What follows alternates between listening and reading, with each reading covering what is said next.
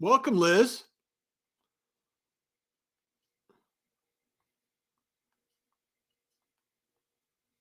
I can't hear you. Oh, what happened? Sorry about that. All right. So I was muted. It's always something. If it's not muted, it's lights. If it's not lights, it's cameras. It's always something with tech. But we're here. We're here for We're off on another on adventure. another adventure for sure. So this We lost episode. Ron too. Oh, we lost Ron. Well, we'll bring him back. So this is episode 31. And basically, we hope in a minute we're going to be talking to our multi-book author, Ron Mumford. But before we do that, we always like to share a tip here, Rush, as you know, at the beginning. And so today I thought I would share a publishing tip. And because there are so many ways today to publish. I just wanted to share our favorite two or three. So if people are listening and they're trying to decide, well, where do I do or where do I publish my book? They got their manuscript finally written. Maybe they spent 6 months, a year, 2 years, 10 years, 20 years writing it. And now all of a sudden they got to publish. So the three main places we like to publish. We always like to start with Amazon because it's the easiest platform to get loaded to get up and get going. It's a platform that they take a percentage on the back end, so they don't charge you until they sell your book, and then they take 40% and you get 60%. If it's a ebook, they take 30% and you get 70% because it's a lot less money to digitalize or download an ebook than it is to actually print a book, which usually is $3 or $4, so depending on the number of pages. The second thing we want you to do is go to Ingram Spark and load your stuff there because they are the biggest wholesale distributor in the world. And so they have all the bookstores and the libraries and schools and specialty departments and things like that. And then the third thing, especially in the United States, is like the Barnes and Noble because they have 1,300 stores. So you can go on to BN Press and load your books there as well. Same thing, it's free. They do a 60-40 or maybe a 65-35 or something like that split, but it's a reasonable split. And it's an audience and a place and a platform that you want to be. So those are our three big ones. So you obviously can get on iBooks, you can get on Kobo, you can get on Smashwords or Lulu. There's all kinds of other platforms, but the three best platforms that we recommend are Amazon, Ingram Spark, and Barnes and Noble. So that's it for today. I hope y'all are listening and writing those tips down. So did Ron come back for us, or? Well, he came back, but no, there's no. He's audio only. Ron, can you hear us? Yeah. Let me try to do the phone thing again. Yeah, get on with your phone now, Ron. Yeah, let me try it again. I'll remove you from here. So we're working out our tech stuff here. I think, I'll tell you a little bit of backstory about Ron. So Ron and I met, I don't know, man, it's probably been 8 or 10 years now, but we had a mutual friend, a friend I grew up with and that Ron had met over the years. I think doing some PR work. And so we got introduced. And in the early years, I wasn't doing any fiction, and Ron wasn't doing any children's books. So when we got together and started talking, he's publishing nonfiction books a little bit, but mostly fiction. And I was doing children's books and nonfiction and not publishing fiction books. So somebody'd call Ron and he'd say, we don't do children's books. Call my girl Liz, and they'd call me and ask me about fiction. And I say, I don't do fiction. Call my buddy Ron down in Houston. So that's kind of how we got started, isn't it, Ron? And we've just had a nice relationship ever since. Yeah, that's pretty much it. And now we do children's books. Right. So they've added children's books. Another thing that Ron and his Third Coast does, his publishing company that he has, we'll let him give us a little bit of description about that here in a second. But he also does books to movies. So, and that's a lot of the reason because of his fiction books. He went out and pursued that fairly actively, and maybe he'll share that story with us. But Ron, before we get started, tell us a little bit about how you became a writer. Did you always write? or is that something that you did later in life? Now, pretty much, I was a journalism major first at Texas A&M and then University of North Texas. Uh-huh. I was in the service where they made me an information specialist, which is a combat correspondent and combat photographer. Great. And I did that, and then I came out and I worked for magazines and newspapers and so forth, and finally decided to write a book.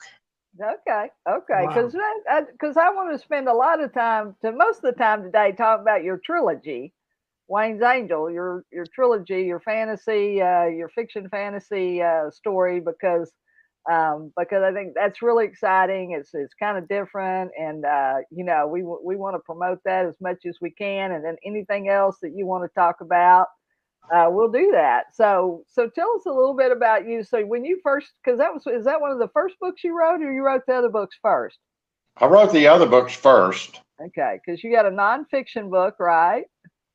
I had a nonfiction book about finding your soulmate God's way, and then I had my first fiction book was Gray Justice. Right. And you just have to learn how to describe your books in what I call log lines. Actually, the film industry calls it log lines, to where you compare your book with movies to tell people what your book's about in one line. Right. For instance, the Gray Justice log line was Dirty Harry teams up with the Godfather to bend the law around Scarface. And that's pretty much it. That's brilliant. I love that. And when I started writing Wayne's Angel, and tell you the truth, I'd started writing something completely different. And I'm pretty much what I call a visual writer. Right. I just kind of close my mind and I go to a place that I call out there. And my characters just walk on the page, and I just pretty much describe them, all their quirks and uniqueness, and they start talking, and I take dictation. I love it. That's how Wayne's Angel started. I had no earthly idea I was going to write Wayne's Angel, and I had no earthly idea it was going to be a trilogy. Right. But when I finished the first book, I just thought, man, I love these characters. And there was so much wild and crazy stuff going on. I can't end it here, but what was ironic, each book ends at the end of the book with just a very little small twist at the end to tell you about the next book. Right. It'll bring it into the next one. So here's the 3 books, you know, we're kind of flashing up on the screen. So Wayne's Angel is book 1, Betwixt, right? Is book 2. Yeah. And then book 3 is the Z-Gen, the last generation. So yeah, Liz, go back to Wayne's Angel. I want to tell you about the cover. Okay. Wayne's Angel, that is a photograph taken by the Hubble telescope that the NASA scientist entitled "The Hand of God." Ah, okay. And you notice that it's reaching up for this fireball. Go to Betwixt. Let me go to Betwixt. There's the fireball. Right. Okay. And then the very last book is Z-Gen, the last generation, and that's actually a picture taken by Scott Gifford, who was an astronaut on the International Space Station. It's called A New Morning. Wow. That's amazing. But in order to tell you very quickly about the books, I'm going to describe it in log lines. Okay. For instance, Wayne's Angel is basically, the whole trilogy is a love story. I didn't know that when I was writing it. But the log line for Wayne's Angel is kind of like a double log line. And the log line is Roadhouse, that had Patrick Swayze and Sam Elliott, meets Ghost. Patrick and Demi, But it's really Roadhouse and Ghost meet Touched by an Angel and Love Story with Ryan O'Neal and Ally McGraw. Right. Oh, wow. And that's what is in the book. There's a lot of supernatural in it. So that's why I put in there ghost and touched by an angel. Touched by an angel, yeah. But this one goes much further. It's kind of like in Frank Peretti's series. He had like demons in one dimension and people in another. And it was a very successful series, like Piercing the Darkness and so forth. I decided to put the two dimensions together in a third dimension. Okay.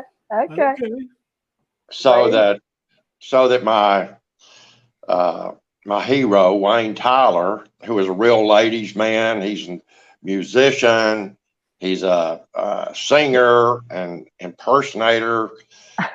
Is that Russ? Russ, is that you? You're sounding. I think you're talking about Russ here. That's Roadhouse, yeah. And when he meets a woman that really loves him, he gets in Dutch with her, and finally she said, "Okay, you want to get back in my good graces? Write me a love song." And Wayne Tyler had no earthly idea what love was. Right. So he has to learn. Yeah. He tries his best to write it, but he can't. So he hot wires the boat, puts out to Redfish Island in Galveston Bay, finishes a whole bottle of tequila. He's really messed up then. It's about 4 a.m. So he throws the bottle of tequila in the bay and jumps in after it. So at this point, he is 14 feet underwater at 4 o'clock in the morning, drunk as a skunk, when this water spout picks him up and takes him to a place called Between. Okay. It's another dimension. So he's got a guardian angel there called Gordon. And when Wayne started, waking up a little bit, he said, he asked Gordon, and I tell you something, each day I write, I ask God to give me the words. And I don't know how many times I looked up and said, Lord, you're the greatest author I've ever seen. I would have never thought of that. I never read it that way. When he got to this place called Between, he looks up and he sees this 15-foot glorious angel, and he says, "Where am I?" And the angel says, "You're in a place called Between." And Wayne goes, "Between what? Day and night, life and death, heaven and hell?" And the angel looks at him and says, "Yes." All of the above. All of the above. Yeah. So he tells Wayne, he says, you're, and this is not giving anything away, but just sort of following the book. He tells Wayne, he said, you're given a second choice. If you remember where you were when we pulled you out of there, he said, "Oh yeah, I was 15 feet underwater, drunk, probably was drowning." So the angel tells him, said, "You have 3 choices." And Wayne says, "Okay, what are my 3 choices?" And the angel says, "The first choice is to call upon the name of the Lord."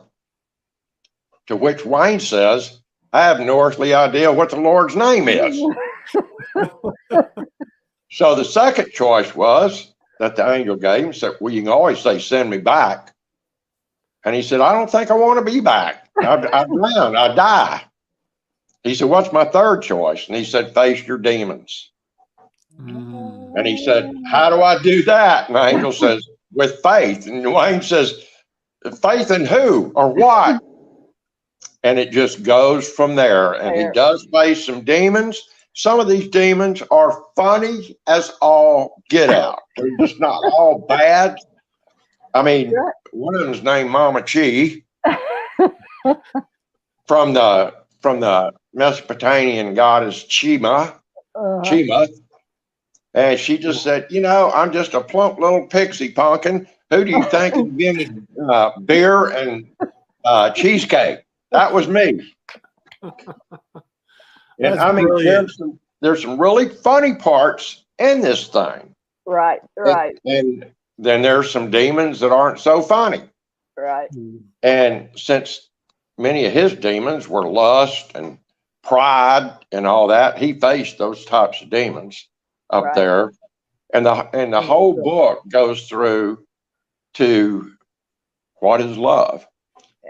And the angel told him, said, if you make it through your demons, you'll know what love is.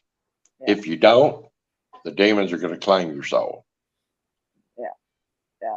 So anyway, well, that's great. That's great. So we know that hopefully it's a good choice, because we got a book 2 and a book 3, and we don't want to give all of that away, but it is, Ron. And what we like to tell people is everybody has their own way, to write.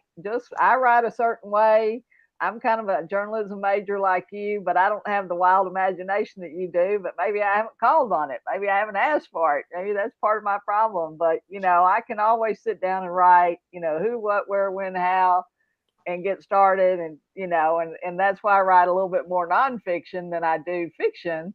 Although I am doing some children's books, but even my children's books are based on real people kind of thing. So I have great appreciation and admiration for people that have the wild imagination to bring all this about, or open their mind to being willing to accept, what gets sent to you. But we've had a lot of people, haven't we, Russ, say, well, the characters just take over. And it sounds like that's what happened with you.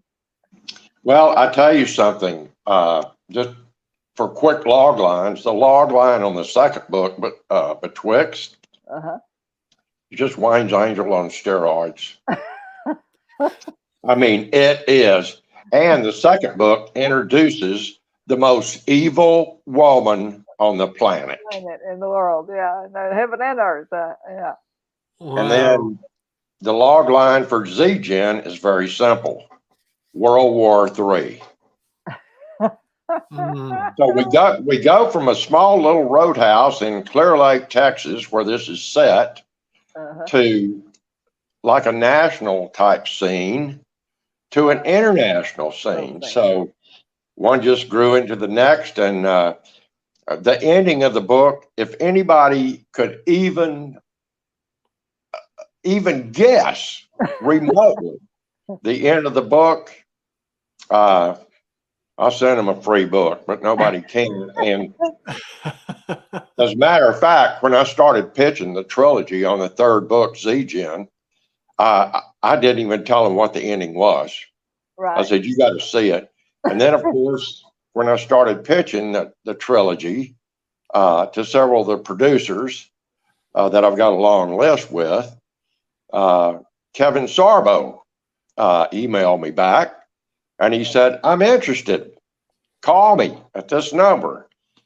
So I called him at his home in West Palm Beach, Florida. He moved out of Hollywood because they blackballed him because he was a Christian.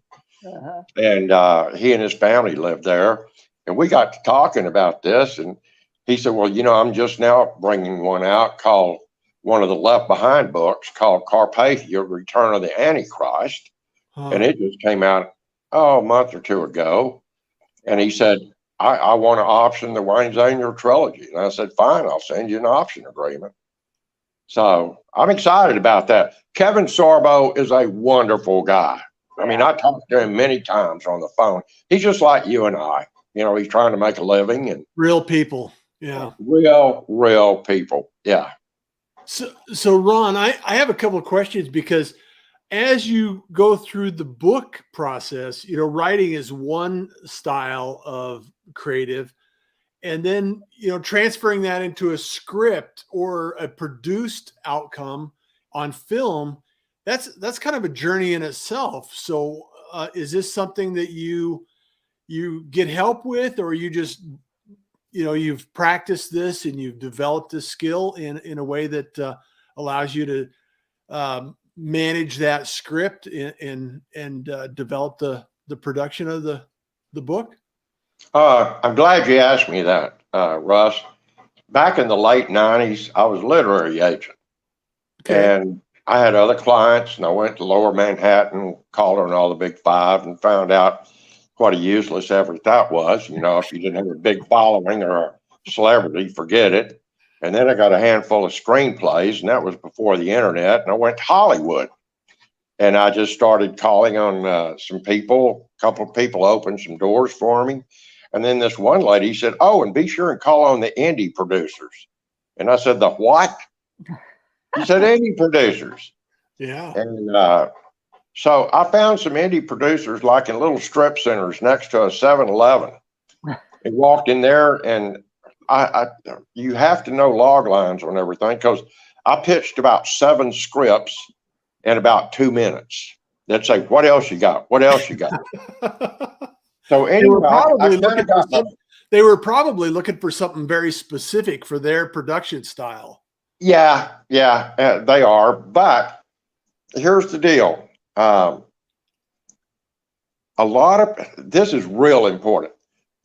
There's over 150,000 screenplays written every year.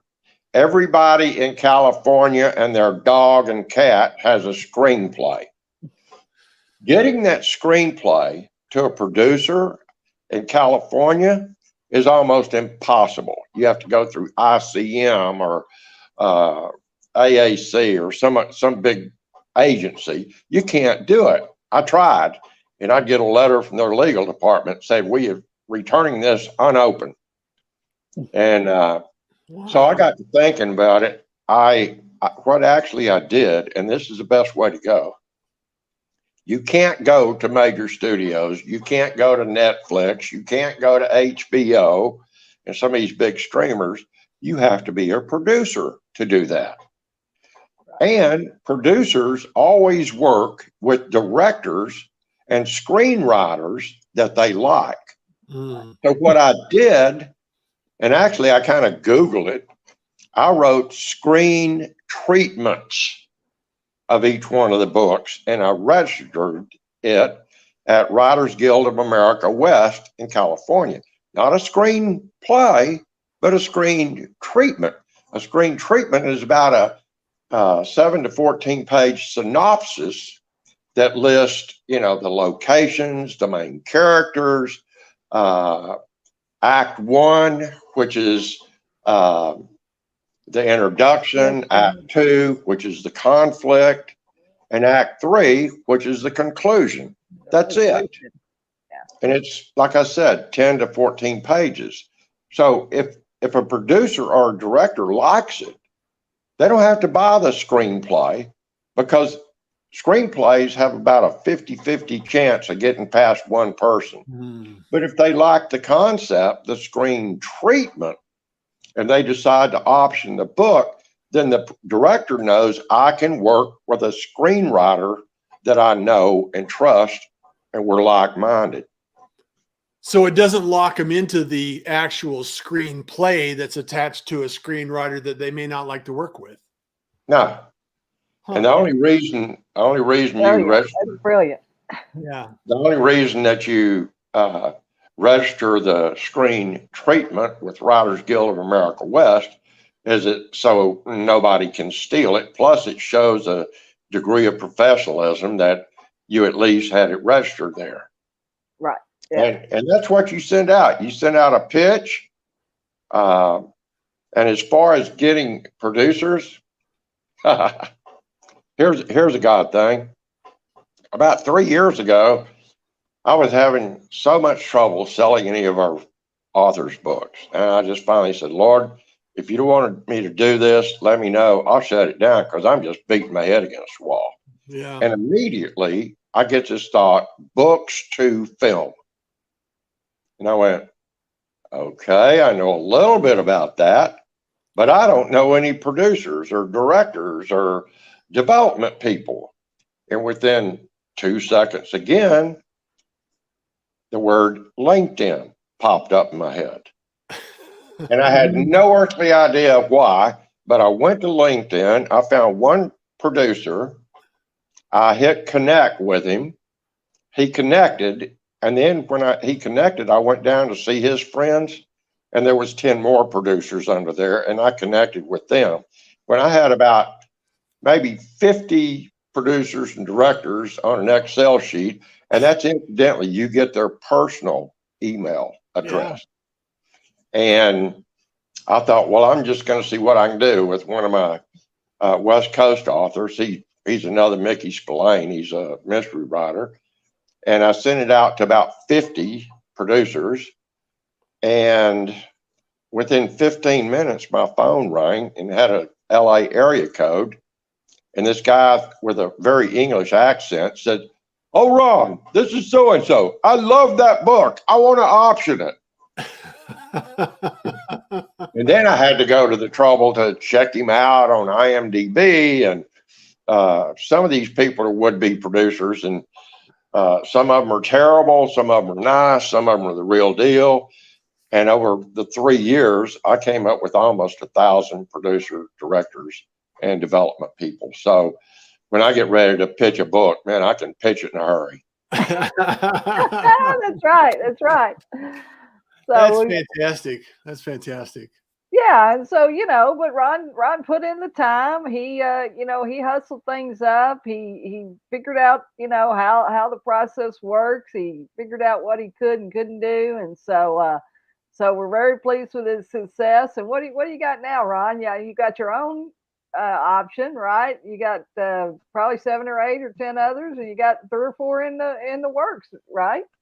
Well, I've got a children's book that was award winning by Kathleen Shields. She's won every children's book award you can think of. Yeah. We've got hers option. We've got Grave Justice that I told you about. That's option. We have 3 books by one of my authors on the West Coast. It's kind of like a Mickey Spillane. Yeah. They're optioned.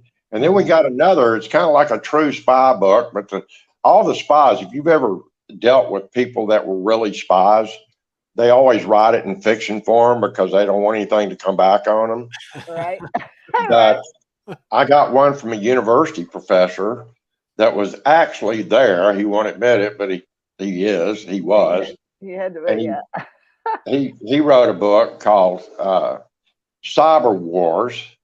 And he was in Russia when Putin first started coming to power. And just by accident, I mean, this guy's a PhD in Russian economics, and they sent him to Russia just to write white papers, at the fall of the Russian Empire. And just by happenstance, he talked to some people that told him all about how Putin was going to use the internet, which just started around 1999, to disrupt American elections and our economics and our military. And he came back and wrote the book, and we got that option to another producer. So we just look for really great stories. Yeah. It's all about the story. Yeah. It is all about the stories. Yeah. Well, Ron, how should people get in touch? Should they go to thirdcoastbooks.com? Is that the best way to? Yes. Our website is www.thirdcoastbooks.com, and they can see video trailers, they can see news releases, they can see our submission page. We're really looking for some romance. We're looking for some nonfiction, and every book that's sent in goes to our editorial board, which composes of my partner in Wales, Ian Gorman, and Dr. Faye Walker, who is here in Houston. She's a PhD in English, and they pretty much decide on which books we're going to publish. And we're open for any really great book. Right. And by great book, that's in the eye of the reader, Right. Yeah. Right.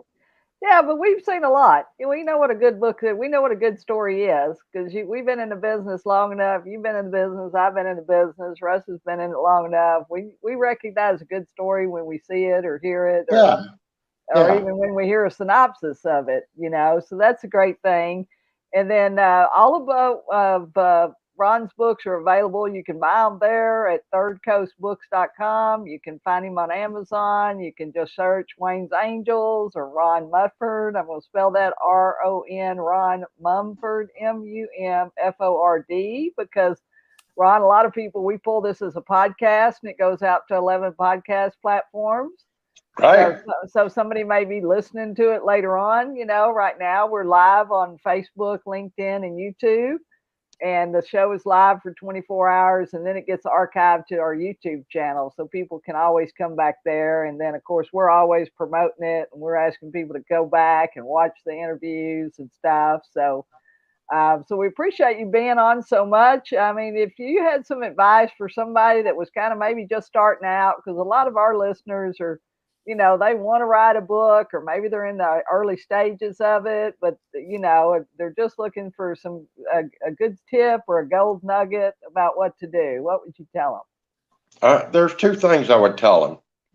Whatever genre it is that you think that you want to write in, read some of those books.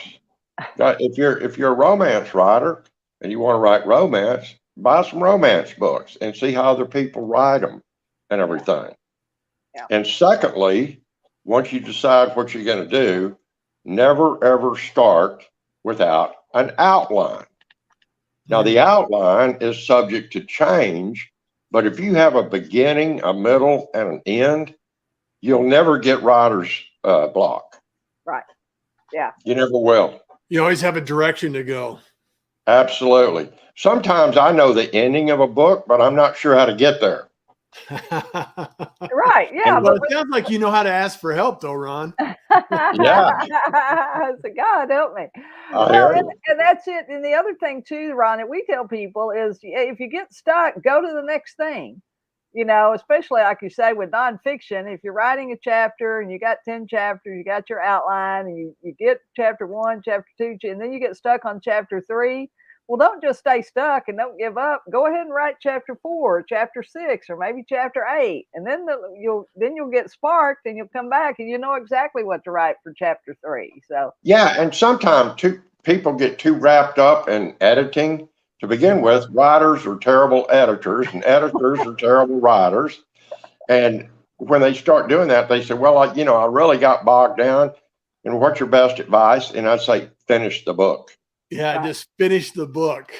Finish the book. Yeah. Don't even think about everything. Finish the book. We have editors. Yeah. Right. Yeah. Well, Ron, I'm going to be in Houston later, probably next month. I'm in Texas now, and I lived in Houston for quite a few years, and so it's always great to come back and visit friends and family. So love to catch up with you when I'm there. And hey, I'd love to. You got my phone number and everything, so yeah. Love to do that. I love talking to people in the publishing and writing world. They're some of my favorite friends. Yeah, well, sure. It's really great to be able to connect and hear stories, and I think we could probably have Ron back. Yeah, we do need to have Ron back, talk about definitely. a little bit more about Third Coast and some of your other authors, Ron, and then we'll have them on as well. Yeah, and I'd love to see y'all get. There's 2 other people that I'd love to see y'all get in. One of them is Kathleen Shields, Right. the award-winning. You've talked to her, and another one, believe it or not, is we have 2 pastors at Lone Star Cowboy Church in Montgomery. Pastor Randy and his wife, Pastor Darla. And Pastor Darla, she has written the most wonderful book about healing, about people that have been sexually abused. Right. And it's a wonderful healing book. And I'll put it this way, she had a tough life, and it's based on her own experience. Yeah, but she's gotten to the other side of it. Yeah, we've got a great friend too that's got a story called "Because No One Asked: Healing Through Telling," and it was the writing of it. It's the writing it down is what really, helped her break through. She was actually on Focus on the Family. That has a viewership of like 10 million people. And she told her whole story, what happened to her, believe it or not, a pastor and a pastor's wife. And I'm not kidding you. You talking about an explosion in our little bitty church. Some of the people said, well, you shouldn't go around telling this. She said, I want to go around telling this because I was healed and I want them to be healed. Healed. Yeah. Yeah, exactly. It is a wonderful workbook. So if you ever decide to bring Pastor Darla on, and she is a trip, I'm telling you. But I love it. We're looking she at is a real trip. exactly who we're looking for in that, Russ. We love people. Yeah, That's right. absolutely. We love tricky people, man. We said, what is it? We're attracted to crazy. What is it? What's about that? We just love people that are different, don't we? We say, we sure Of do. course. Come on down. Well, I truly believe, Ron, that everybody has a gift, everybody has a story, and everybody has a message that they can share with the world. And there's somebody out there waiting to hear that, for permission to feel the way they are feeling. And there's a lot of people out there that are broken and healing in the process between one and the other, and we all need a message to support that process. So I think it's really important that we continue to share these stories and also be inspired by people like yourself that have gone through the process. And thank you for serving our country and documenting some of that stuff, because I know that that's a painful process as well. So thank you for all the work that you've done in the journalism side and documenting the history that we have to go through. Yeah, the Army stuff. Well, sure. Well, Ron, thank both of y'all for being my friend. Yeah, we thank you for being on with us. We'll have you come back on and talk a little bit more about Third Coast. Maybe we'll get Ian on, and if you want your other partner there or whoever, y'all can tell us a little bit about Third Coast. You can talk about some of your other authors, and then we will get them in the schedule and be talking to them in the future sometime. We'd love to, and that was good advice you gave everybody about being on Ingram Spark. So, and any bookstore can order. We also have all of our authors on Ingram Spark. Yeah, for sure. Because people, there's a little bit of a fee to that, and it takes a little bit longer. It's a little more complicated process, but once you've done it, you can do it. It's just when you've never done it before that it seems a little overwhelming. So, well, Ron, we appreciate you so much jumping on. We want people to go out and check out Wayne's Angels, the trilogy. Yeah. You can find that on Amazon. You can find that on thirdcoastbooks.com. And we are here every Tuesday talking about the author adventure and sharing these great interviews with authors like Ron Mumford. So come back and see us next week when we'll have another great interview. And if you missed some of our interviews, you can always go back and find them at our YouTube channel at Author Adventure. Just Google that. Just put that in the YouTube and put in Author Adventure, and our channel will show up. Thanks so much. Y'all have a great day. Take care, everyone. Y'all too. See you soon. Bye-bye. Bye-bye.